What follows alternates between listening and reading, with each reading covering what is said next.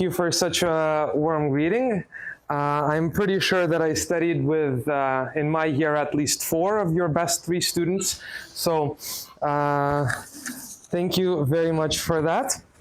All right, I guess today I'll talk about integrating along curves. This is a little bit of a continuation of a talk I gave at Math Club last semester, if anyone went to that. If you didn't, that's fine, because I will kind of be approaching it from a very different perspective.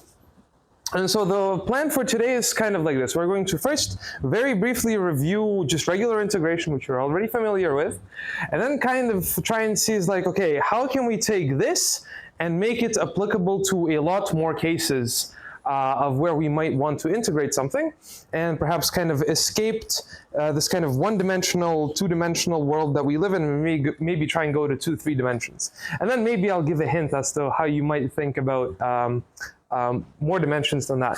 But we'll think about that later. So I guess another reason why would we care about trying to integrate along something that's not, just a function on a, straight line, is a lot of the things that happen in real life don't happen in a straight line.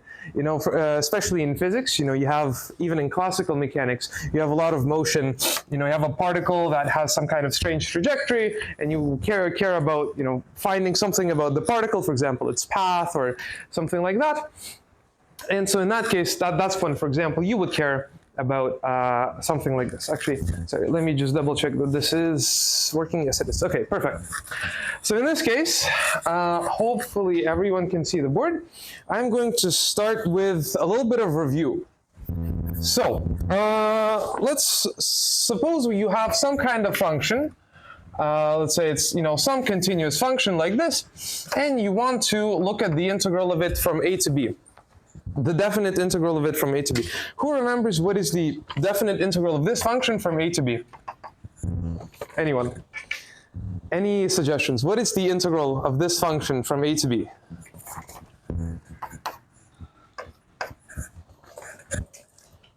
Just any answer. It's fine, please. Yes? No? What is the integral of a function from a to b in terms of like this picture? Yes.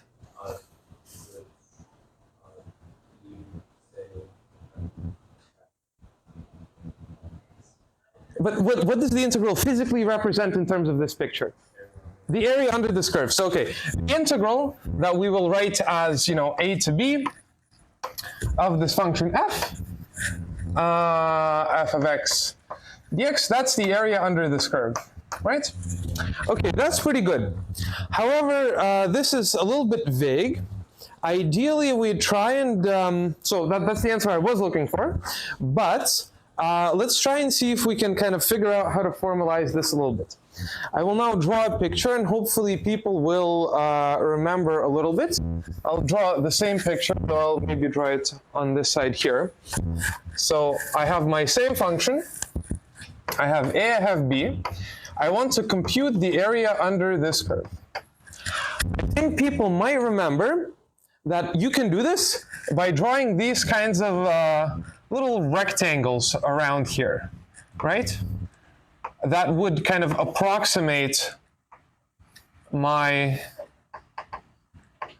curve, and then like this. And then instead of kind of trying to figure out the exact area under this curve, what I could do instead is I could really just kind of try and add up the area of these rectangles, because it's really easy to find the area of a rectangle, maybe a little bit harder than a curve. I can add up the area of each of these rectangles, so S1, S2, S3, so on and so forth, up to Sn. And I can define my area to be the sum from 1 to some n of the area of each of these rectangles. Do people agree with this? Have people seen this kind of picture before, right? And if we want to go from, ideally we want to go from this kind of approximate picture to having exactly the area under this curve, right? So okay, before we try and do that, let's try and figure out what exactly the equation is for the area of all of these rectangles. Okay, So the first thing I'm going to do, I'm going to say, okay, there is, oh, whoops, this is supposed to be J. So, it's capital N.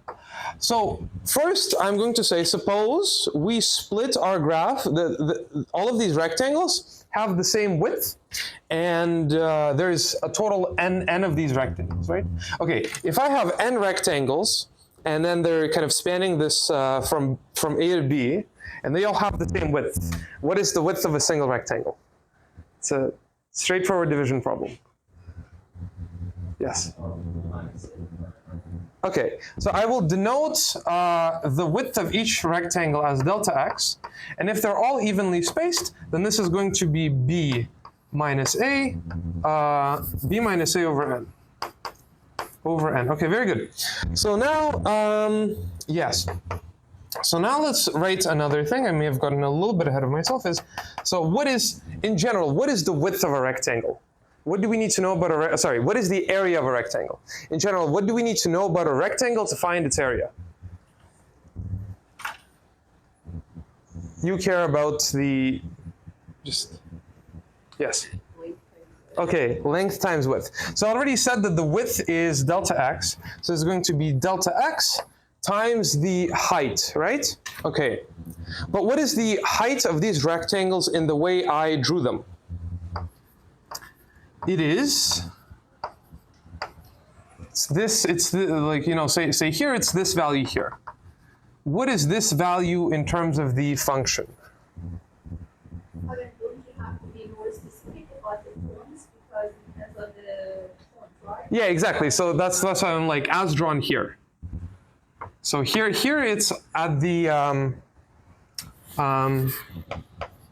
in this case, the function should be evaluated at this kind of top corner of each of these rectangles, right? So that would be the function at this point, at this point, at this point. At this point, that's the height of the rectangle. Is that what you meant? Yes, okay.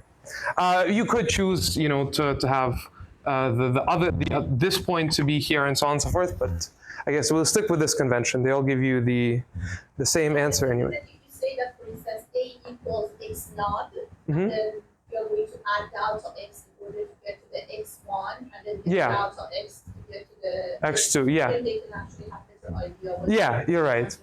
Exactly. So, you know, we want to evaluate this function at all of these different values, x1, x2, up to, I guess, up to b.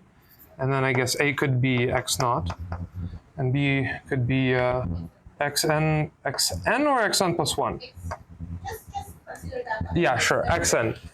And, okay. And in this case, if x3, if to get to x3, I need to start at a, and then kind of move in integer values of delta x. So each time I go from x1 to x2, I need to add delta x, and from x2 to x3, I need to add delta x. Then what is the point xn at? What is xn equal to? Oh, whoops. Yeah, xj. So, xj. The jth one. So if going from one to the next one, I need to add delta x each time. How do I get xj? I start at a, and then I keep adding, yes. A j delta x. Yes, okay. A plus delta, j times delta x. All right, very good. So, yeah. Why is this the case? Well, because you start at A, and then to get to the next one, you add delta x once. To get to the second one, you add delta x twice, so on and so forth. So the kind of xjth coordinate here is at A plus j delta x. So we want to, oh, whoops, not ej, xj. Yes, so this kind of sum of areas of rectangles, right? It's the sum of the area of each of the individual rectangles. The area of each of the individual rectangles is the length times the width. The width, we said, let's call the width delta x. Let's say it's the same for all the rectangles. And then we said the height should be the kind of value of the function at this right top corner. which should be the value of the function at x1, x2, x3. So I can rewrite this as can people in the back see this at all? Or is that, okay. The sum of f of, don't worry, I'll rewrite this in a second so it's more visible.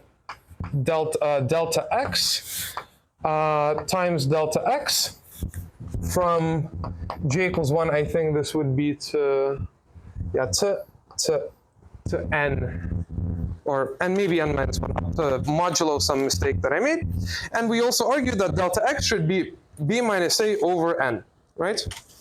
So we know what delta x is. It should be b minus a over n, b minus a over n. Okay, you guys should have maybe seen this before as the Riemann integral, right? Where you kind of take the area under the curve, split it into rectangles, and approximate the area using rectangles, right? Evaluated, and the height of these rectangles are the values of the function, you know, at the domain of the rectangle. Okay, very good. However, this is still an approximation. As you can see, there's still, you know, these little bits of area that I am missing, and then there's also, you know, little bits of area here that I am, you know, overcompensating for. Sorry, this should be like here. Yeah. So then the question is, if we wanted to take this approximate method and get something exact, right? What should I do in terms of these rectangles? Yes. Yes, exactly. I should make the width of these rectangles smaller. That way I fit more rectangles, right? And then instead of this big rectangle, I'll get something like this, right? And then this already, see, this is already covering, you know, this yellow bit a lot better.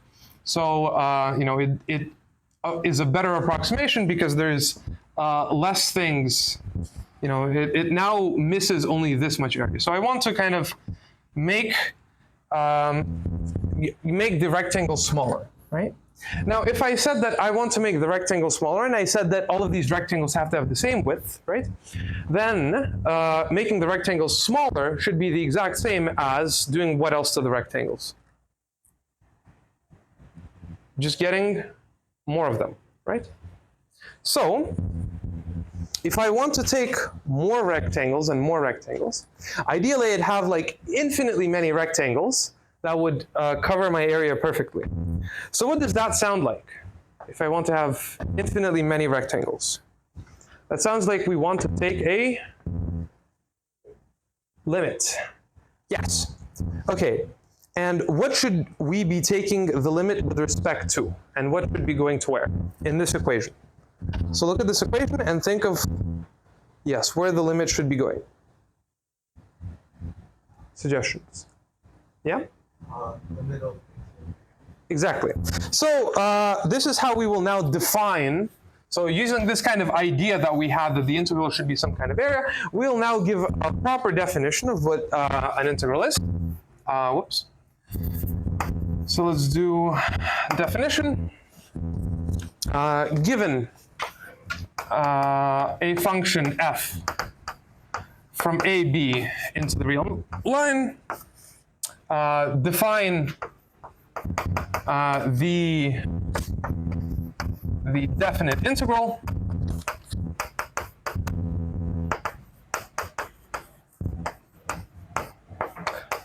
to be as follows. So I'll still denote it using the same notation, integral from a to b of f of x dx is equal to the limit as capital N goes to infinity of the sum of the areas of the rectangles that, you know, so I'll write this in two ways. G delta x. I'll write this in two ways. I might be writing too big for what I want, but that's okay.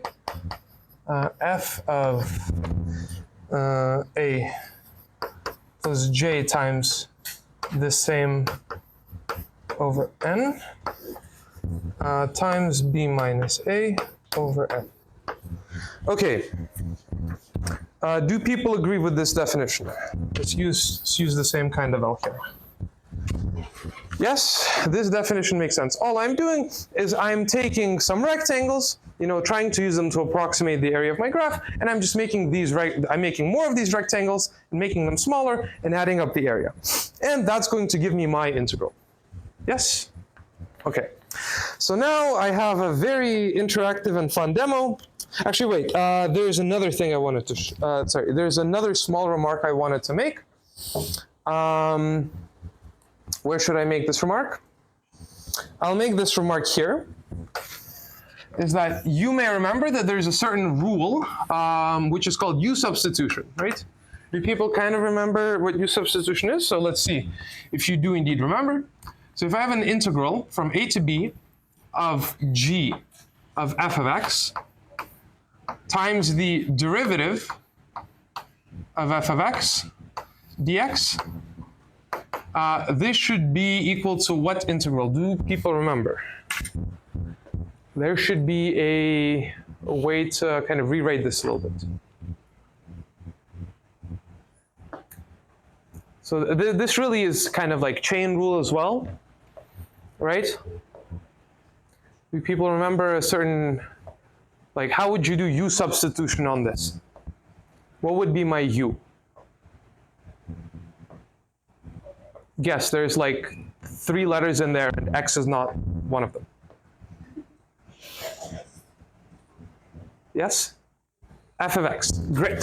So if I do U equals to F of X, then this integral should be equal to the integral of F of A to F of B times G of U du. Okay, so this is like a small remark that we will maybe get to at the end or not. I just wanted to, leave that there and kind of think about it that way. Okay, so I'll leave this diagram here. I'll rewrite this here, maybe, equals A plus J delta X. Okay, very good. Okay, and now, this is like, familiar integration. There's many techniques that you can do with this, integration by parts, so on and so forth. You have like the fundamental theorem of calculus, all those things. Very, like, you more or less know that. Okay, it'd be boring if I just repeated all of this again, but in 1 hour. Now, let's kind of pose the problem that I'm trying and introduce the problem that I'm trying to talk to you about today. So, say this is my graph, right? We said that the integral is the what of this piece of paper? It is the surface area. Yes. Okay, now, look carefully. Right now, this piece of paper is flat, right? What if I do this to this piece of paper? What happened to its area? Did it change? Someone please say no.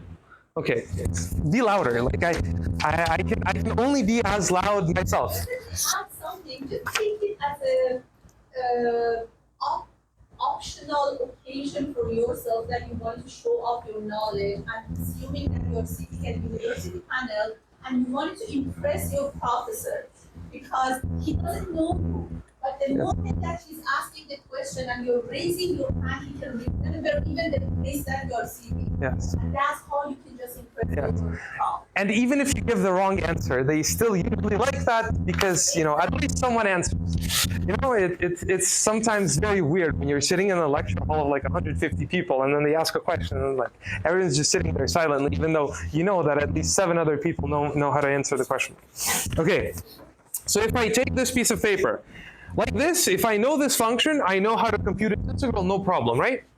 If I curve this piece of paper like this, or whichever way I want to curve it, the area stays the same, right? It's still the same piece of paper, nothing changed. This still has all the same area. Okay, and in that case, it's good. We know how to compute this kind of integral, we curve it, we still have the exact same thing. All right, now what if, suppose, I somehow made a piece of paper that is initially curved like this. So I give you a piece of paper that is already curved. And I ask you, find the area of this piece of paper, even though it's curved. Okay. So I give you this curved piece of paper. What is going to be like the simplest thing to do? All you know is how to calculate the area of a flat piece of paper, right? But I give you a curved piece of paper. So what can you do to this piece of paper to then compute the area using what you already know? You have a curved piece of paper. What can you do to the piece of paper to then compute its area using what you know? Yes? Exactly. So if I have a curved piece of paper and I want to compute its area, and all I know is how to compute the area of a flat piece of paper, what I should do is take this piece of paper and flatten it out like this. Make sense? Very straightforward. And so right now, for the next maybe 20, 30 minutes, yes, we will, it's at 10 p.m. ends, right? Okay, so perfect. 30 minutes should be perfect. We're going to talk about how to take a straight piece of paper and flatten it out, right? Make sense? Yes? Okay. Now, what you will agree with now is, so now my problem has changed, right? Before, this was the graph of some function, right?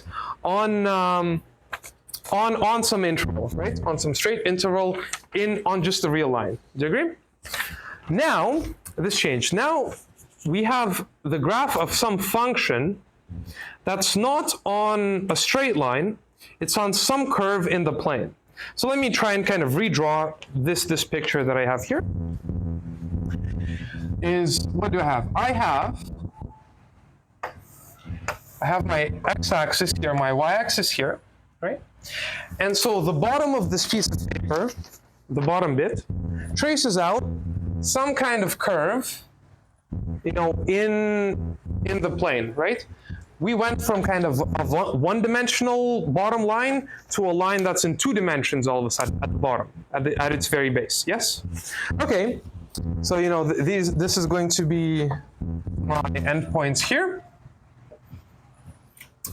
And above that, what do I have? I have a function that is evaluated along this curve, right? So then I can introduce a z-axis to write down the values of this function. And let's say the values of this function would be, you know, something kind of similar, actually. So let's do this. So maybe like this. It's curving around, and maybe it's curving around like this. Okay. So hopefully, or did I wanted maybe these lines to be yellow. I forget how I wanted to draw this. Okay, but here are my endpoints. And here is my graph, okay? So people agree with me that this is now a, you know, I have the base of my piece of paper is now some 2-dimensional curve in the x and y plane, and then the function above it kind of gives me a graph in kind of the z direction, right? So now we're looking at some kind of surface in 3 dimensions, and we want to compute its area. Okay, so before we really start kind of talking about all of this, we should really be a little bit more precise with what we mean by this curve, right? At the bottom here. We want to really give this curve a proper definition, because otherwise I'm not quite sure what we're talking about. Okay, so now, and the process of defining this curve is going to be kind of what we're going to use to, in the end, flatten out our paper. Because ultimately you can believe that, you know, this curve is somehow, it's somehow one-dimensional as well, right? It's inside of a 2D plane, but it itself is still like a one-dimensional object, right?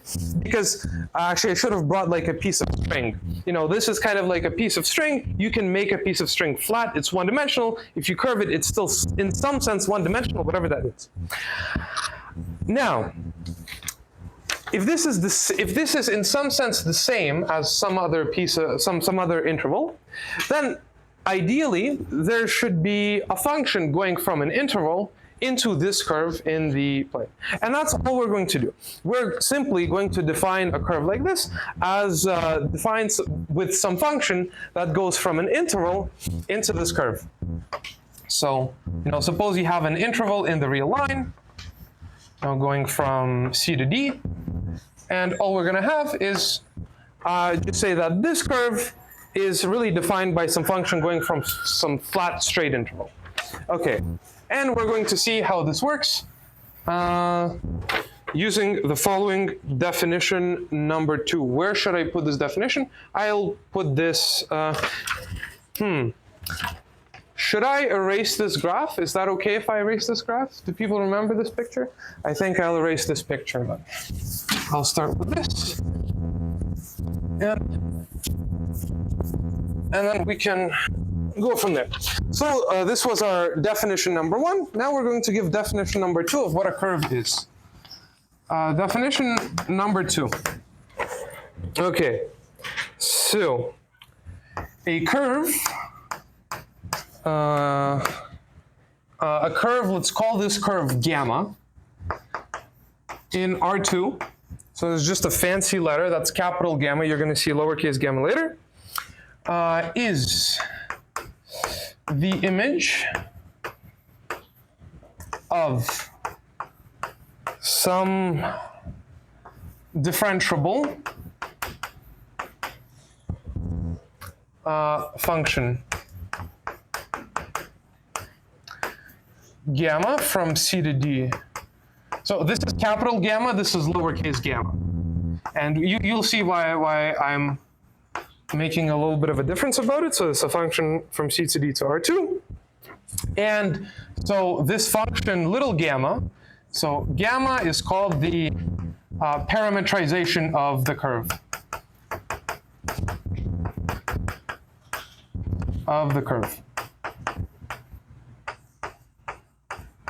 Okay, so let's kind of stop here. It's a lot of new letters and a lot of new words, and let's see what they all mean. So first of all, I said we want to define our curve using some kind of function that goes from the interval C to D into the plane, into R2, right? So let's first look how this function looks like. So this is a function that takes in something from the interval. What's inside of an interval? Very simple question, simplest answer you could possibly think of. Yes? Simplest possible. Did someone say something? Okay, I'm going to give you a hint, but then you have to answer the first one. So inside of an interval, you have a number, okay?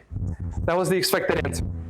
So this function takes in a number, right? And it outputs something in the xy plane, right? To specify something in the xy plane, what do I need? If in the interval I needed one number, in the xy plane I will need 2 numbers. Perfect. So what this function does is it takes in one number and gives you back 2 numbers. Yes? The x coordinate and the y coordinate. Makes sense. So this function really, so gamma of t gives me back, it takes in t in the interval C to D and gives me back a pair of numbers. And this pair of numbers, we're actually going to we can think of it as really 2 functions. I really have a function for the x coordinate and I have a function for the y coordinate. Do you agree with me? So I can kind of, split this function from the interval into R2 into 2 functions. One that will give me the x coordinate and one that will give me the y coordinate. Do you agree? For every number in the interval. Yes? That makes sense. So this, and we will call this little gamma the parametrization of my curve, right? What did I do here? I said, okay, I want to draw some kind of curve here, right?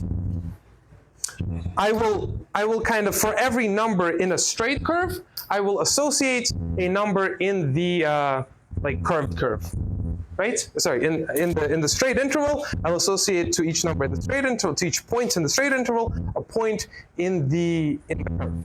Yes, and I can do that using a function, right? Because that's what functions do. They associate to a point here, another point in here, right? And then I added some. So that was that was this condition, right? That was this condition, right? Then I had another condition. The other condition I had in here is that this function should be differentiable. Okay? When I say differentiable, I just mean that each one of these guys is differentiable. So gamma 1 is differentiable, gamma 2 is differentiable. And that's straightforward because gamma 1 is a function from, you know, the interval to the real numbers, right? Because it just gives you an x-coordinate. So that's a function from the reals to the reals, and you know what being differentiable means for that. You just have a derivative at every point. And then same for this. Okay. And then the other thing I said is that the curve itself, the curve, so this is the function little gamma, and then the curve itself, big gamma, is the image of this function. So just kind of the set of points that this guy gets mapped to. Yes? So I'm going to use like big gamma to call the curve like the geometric object, the curve, and little gamma to mean the function, right? But I'll mostly talk about the parameterization because that's kind of the slightly more useful bit. Okay. So now you can kind of see that perhaps, you know, if I give you this, maybe you can use this gamma to like go back and straighten out our problem into something here. Okay, perfect. I am on time so far. And yes, so now we've set up our problem. We now know what this curve is, right? We now know what this function should be doing, right? So suppose I'm given a function f here, right? This function kind of takes 2 points on this curve, right? And spits out a value. So, you know, this function should be f from, well, from capital gamma. It takes a pair of points and gives me back a value. Okay, so now let's go back to the original issue. I've given you a curve like this. I want to compute its area. And I want to do that by straightening out this curve, right? Well, we already have an inspiration maybe of how we might straighten out the curve. But first what we want to do is we want to figure out, well, how am I actually going to compute this area, right? And this is where this definition is going to come in really handy. So let me redraw the picture that I erased earlier and said that I won't redraw. It's, you know, if I had this thing as flat, I'd approximate it by some kind of rectangles, right? And then make these rectangles arbitrarily small and add up their area. That's what I said, right? Okay. In that case, if this is how we computed this area, how should we compute this area? In the exact, someone say it, please. Same way, in the exact same way. All right. So what we want to do is we want to do the thing that we know how to do for one dimension, for the flat problem, and do the exact same thing for the two-dimensional problem, maybe with some minor tweaking. Okay, let's figure it out. So before we had this really interesting formula, that this integral was the limit of, as the number of rectangles goes to infinity, of the sum of kind of the values of the function at different points, and times the width of the rectangles, right? Okay, that's what we had before. Now we want to do a similar thing, right? But remember, we wanted to solve this as a flat problem, not a curved problem, right? So okay, in this case, before we were trying to kind of have these xj's in the flat problem, right? We wanted to kind of split this flat bit up into different rectangles, right? Here what we want to do is kind of like drawn here, we want to split up the curved bit into these different rectangles. However, I'm going to suggest to you is, once again, we wanted to try and work as much as possible with a flat problem. So how about instead I split up the intervals e into even intervals, right? And when I map kind of these edge points into the curve, right, they will themselves kind of make, what's the word for it? Like they will themselves split this curve into rectangles as well. Do you agree? The difference is, here, these rectangles might have even width. Do you agree? Yes? I'll set these kind of divisions to all have the same width, right? But after I map it by the function, these kind of little segments, this segment and maybe this segment, they might have different lengths, right? But again, if I'm going to make arbitrarily many of these and make them arbitrarily small, the fact that this one's maybe slightly bigger than this one, that really wouldn't matter all that much. Do you agree? So do you see kind of the setup of how we took this curved problem and then reduced it to a flat one, right? Using this kind of helper function that takes us from, embeds this kind of one-dimensional thing into a two-dimensional space. Yes? Okay, so now all we have left to do is, we have this formula. All we have to do is figure out what xj is and what delta x is and take the limit. Do you agree? Very straightforward. Hopefully this will take us about 10 minutes and then I'll be more or less done. I'll maybe have a few additional comments and that's about it. So okay, first let's figure out what the xj's are. So actually let's, I'll maybe, yes, here I'll keep it as xj. Xj. And here I was using what? I was using t as my variable for the parameterization. So these are going to be t's. Okay, these are going. I'm going to use t here instead of x because x is x, y coordinates. They're in here.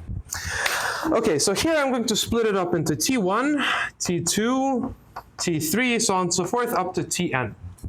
Yes, people agree with this? This makes sense. So in this case, if I take this point here and map it over to this point here using gamma. And then I take this point here, map it over to this point here using gamma. And then I take this point and map it over here using gamma, and so on and so forth, right? This gives me, points P1, P2, P3, so on and so forth, right?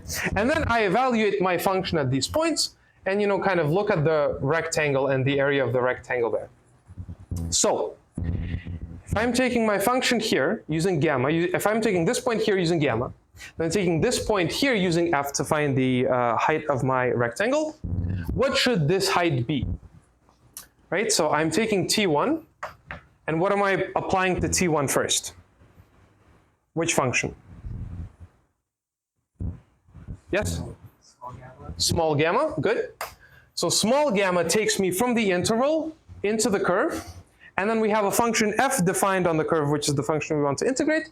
And then so we want to evaluate f at this point, right? So p1, so pj is equal to gamma of tj, right?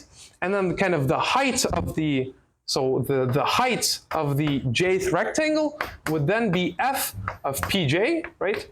The value of this function at this point, so this is f of pj. And, well, in this case, I guess it's p1, right? And so this should be f of gamma, that's a really bad gamma, gamma of p of tj.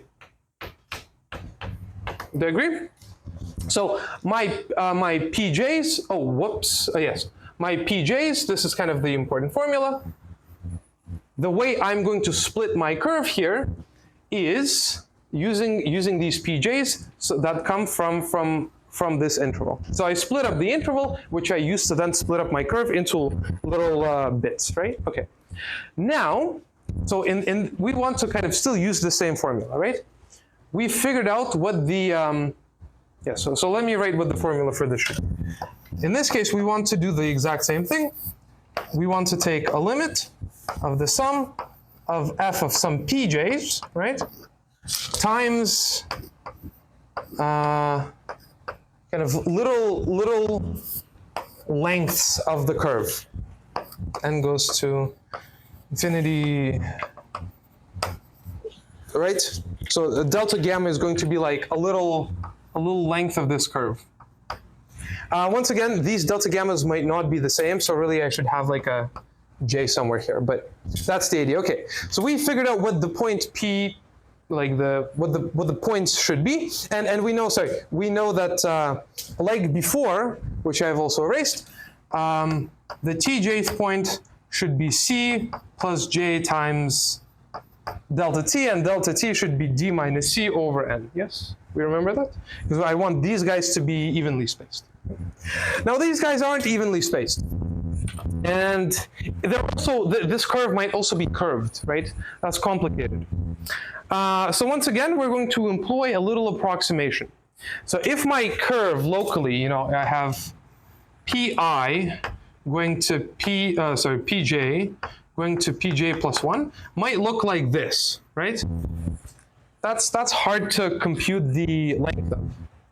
So instead, I'll just say, well, I will not bother with that, and I'll say that the length of my curve here is just the length of this straight line. On this small interval, this straight line is about the same as the length of this arc. Do you agree? So we'll do another approximation here, and we'll hope that the limit will kind of take care of all the approximations. So really, we're making two approximations here. We're making an approximation of the height of the rectangle, because the height changes with the function. We assume, that it's the top right corner of the rectangle. And we also make an approximation when we compute the width of the rectangle as well. Right? And we'll hope that the limit takes care of both of these approximations, which it will. We won't justify why it does, but it will. Okay. So remember, this is all in the xy plane. It's 2 points in the xy plane, right? And let's remember what each of these points is. So pj it's 2 points, right? It's gamma 1 of tj, and it's gamma 2 of tj. So what does this mean? I took a tj here, and then using gamma 1 and gamma 2, I got its x-coordinate and its y-coordinate. That's all that means. Nothing complicated. And then I have pj plus 1. And the points of this curve are kind of the same thing. tj plus 1 and gamma 2, tj plus 1. Nothing fancy, okay? This is x-coordinate, y-coordinate, x-coordinate, y-coordinate. So now the question is, I have 2 points in the xy plane. I have their x-coordinates, I have their y-coordinates. How do I find the distance between these 2 points? So I want to find the distance between these 2 points. So this is the distance between pj and between pj plus 1 and pj. Do people remember? So I just have 2 points, one here, one here. I want to find the distance between 2 points, the length of this line segment. Do people remember generally how to do that? Very straightforward formula. I will give you a hint even. If I was to draw this, and I was to draw this, I get a right angle triangle. And then there's a really famous theorem that you can use. Yes?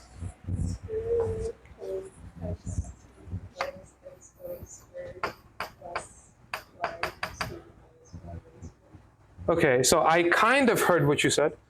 So I'm going to, does this look right?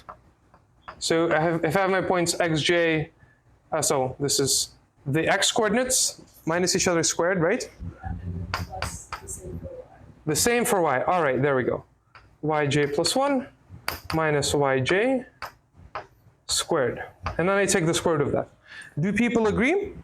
Okay, I'll briefly explain why that's the case for the people sitting more in the back who didn't nod. This point is, say, xj, yj. This point is xj plus 1, yj plus 1, right?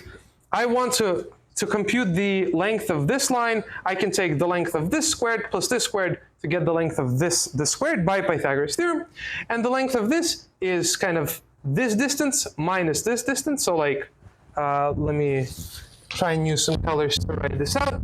It's this minus this gives me this, right? This is xj plus 1. This is xj, right? So this distance is xj plus 1 minus xj. And then so you square that using Pythagoras theorem, and you get your answer. Very good. So now, all we have to recognize is, wait a second. The xj's are actually gamma 1 tj. So now all I'm going to do is I'm going to take this, and instead of xj and gamma and yj, I'm going to write gamma 1 tj and gamma 2 tj. So gamma 1 is the x, gamma 2 is the y. Yes? So let's write this out. I'm good to erase. I'll leave this formula at the bottom for now. So let's write a big boy square root. And then we're going to do a little trick, which will hopefully make sense. So this is gamma 1 tj plus 1 minus gamma 1 tj all squared plus. Oh, I said I won't write this far. This line was here for a reason. Okay, that's fine. If anyone cares about the recording, you know what I wrote. Gamma 2 tj plus 1 minus gamma 2 of tj n squared. Okay, very good. Now I'm going to do a very little trick, which will make sense a little bit in a second later, or maybe some people recognize what I'm doing straight away. So look, it's this whole thing squared and it's this whole thing squared. What I'm going to do is on the inside of each of these guys, I'm going to multiply this whole thing I'm going to multiply these two guys each by delta t over delta t. So I'm multiplying by 1, right? But I can keep the over delta t at the bottom here, and then take the delta t at the top and factor it out of the whole thing. So if I factor it out, I get delta t squared inside the square root, and then I can factor it out a second time outside of the square root, and I'll just have delta t. So I'll rewrite this, and then we'll see if this makes sense to people. So I get delta t square root of gamma 1 tj plus 1 plus minus gamma 1 tj divided by delta t, and this whole thing squared plus the exact same thing for y. Now, we're going to kind of remember that at the end we're going to take a limit. And I don't want to write out the entire expression, so we're going to take the limit here, and then we'll take the limit again. Because otherwise it's going to be like a really long expression. If I had to write this, I'd have to like erase everything. So let's look at this very briefly. Yes. So this is what? This is delta gamma j, right? Okay. This is this term here. This term here looks like this. Do you agree? It's the x coordinate squared minus the y coordinate squared of two adjacent points on this curve, given by the partition of the interval using these tj's. There we go, partition, that's the word I wanted to use. Okay, now, if you kind of forgot about what this means physically for a second, and you looked at this very carefully, I have gamma 1 at some point a little bit further, minus gamma 1 at some point a little bit earlier, divided by delta t. And in the end, I'm going to take a limit as n goes to infinity, but you remember that as limit as n goes to infinity means delta t goes to 0. Do you agree? So we're really going to be taking a limit of this whole thing as delta t goes to 0. So if you look very carefully at this term, I have gamma 1 at a point ahead minus gamma 1 at a point before, divided by delta t. And I'm going to be taking the limit of that as delta t goes to 0. What does that sound like? So see, they can have like 2 minutes to think about it. So I have something plus like a little delta t minus gamma at that something divided by delta t. What do I get? And if I take the limit as delta t goes to 0. Yes, it's fine. I'm like almost done, so it's... Yes? Any thoughts? Go for it. Yes, exactly. So that's the first, I guess that's what you called it? Yes. So first principle, which is the definition of the derivative. So if I was to, input in here limit as delta t goes to 0, delta t goes to 0, right? This whole thing I can now replace with just a ddt of gamma 1. So okay, let's rewrite this as delta t square root. This is the derivative of, how should I write this? So d dt. Actually, no, I'll write it the better way. Oh no, but have you shown dot notation to them, like Newton's? Okay. So this is, Oh, I don't know. no? I don't have the. Oh, right. So, okay, so, sure, I'll write it out as, ddt, and it's actually better to write it as ddt in some cases, depending on what you want to show. But if, so squared, so it's the derivative of gamma 1 squared plus the derivative of gamma 2 squared at tj all squared. Okay, so we've computed this term. Now let's put it all together and take the limit. Yes, and then we'll be hopefully done.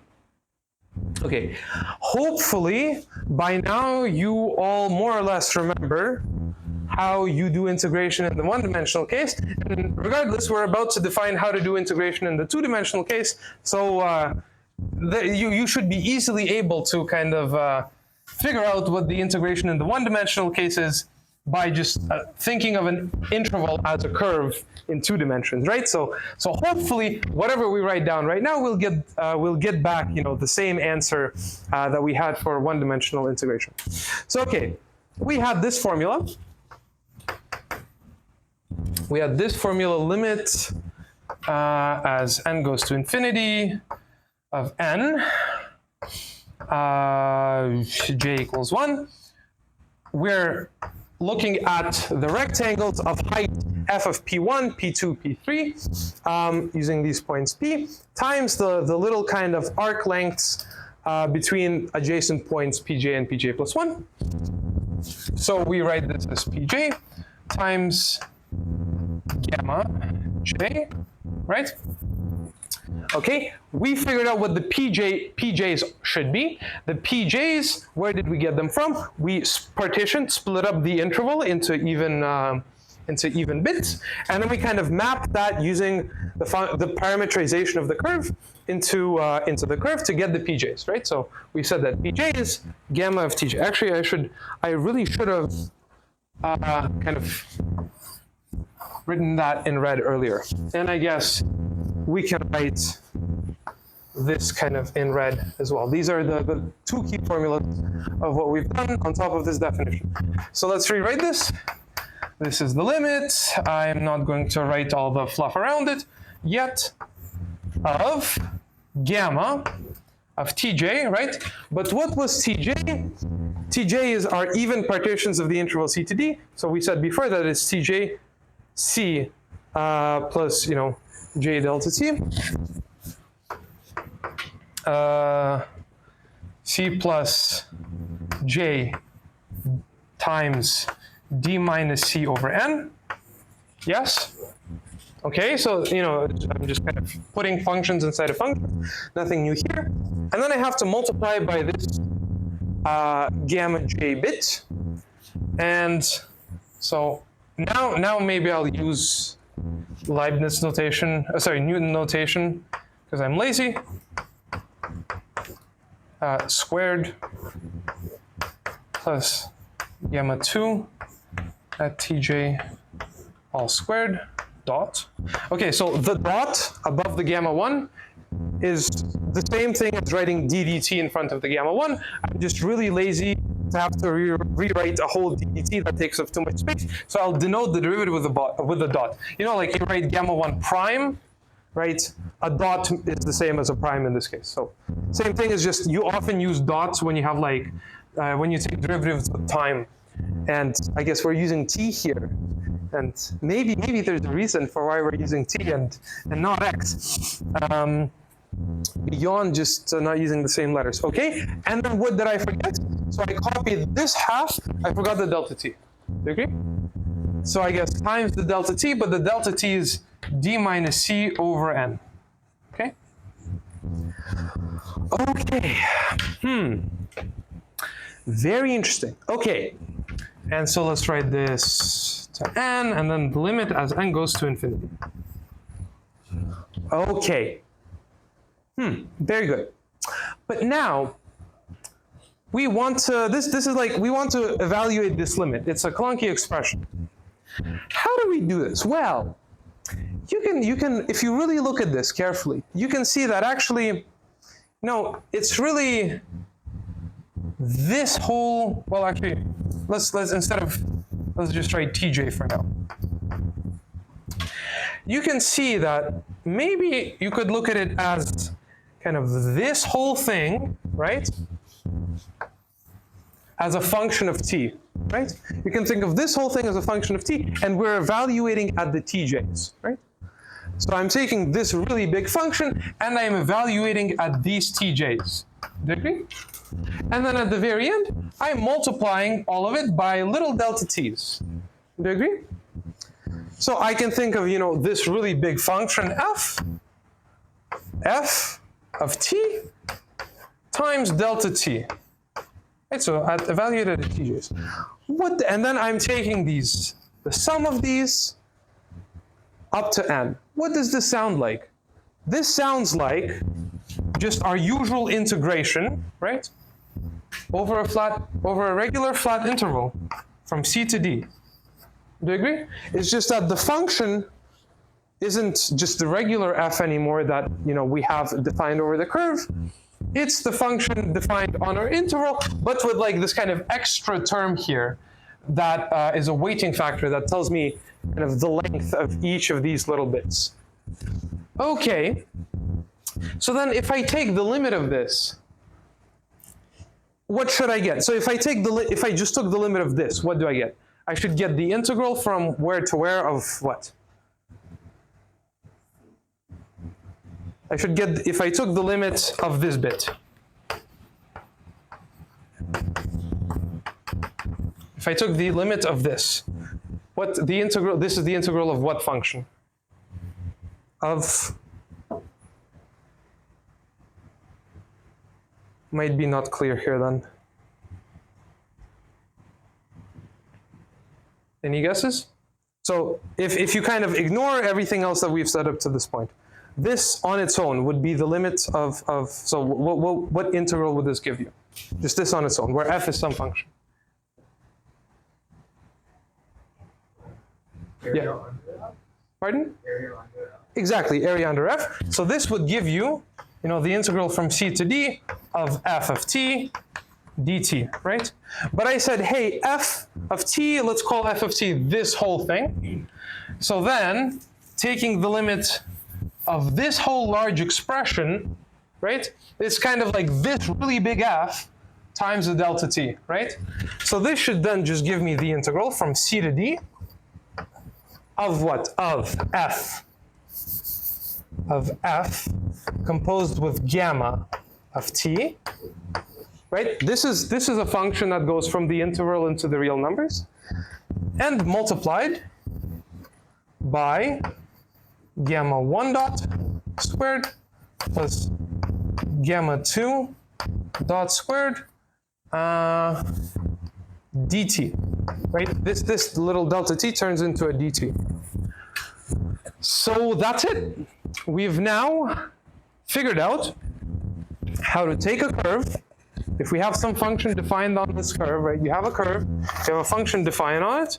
We've wrote down an equation that tells me what?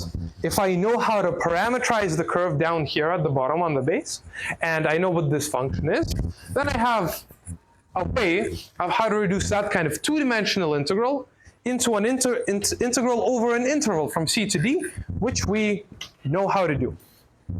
And really, let's look at how, I'll briefly make, I'll make 1 2-minute remark and then I'll stop here.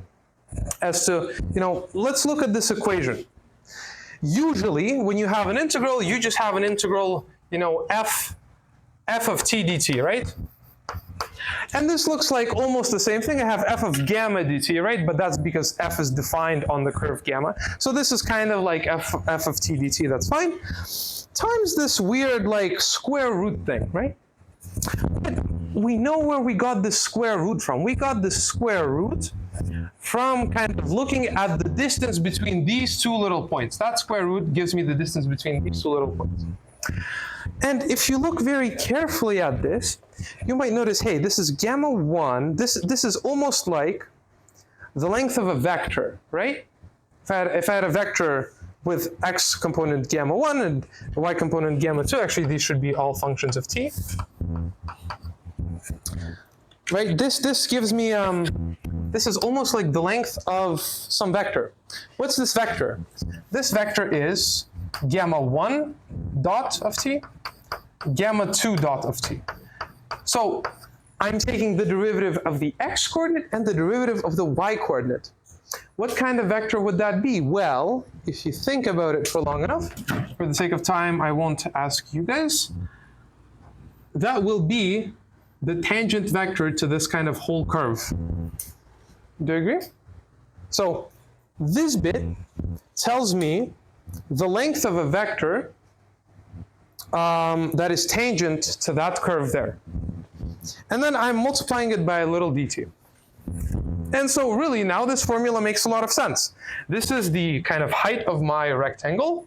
This is kind of the length of the curve per little dt at a point, and then you multiply it by dt, and then you add all of that up with the integral, and you get the area under the whole curve.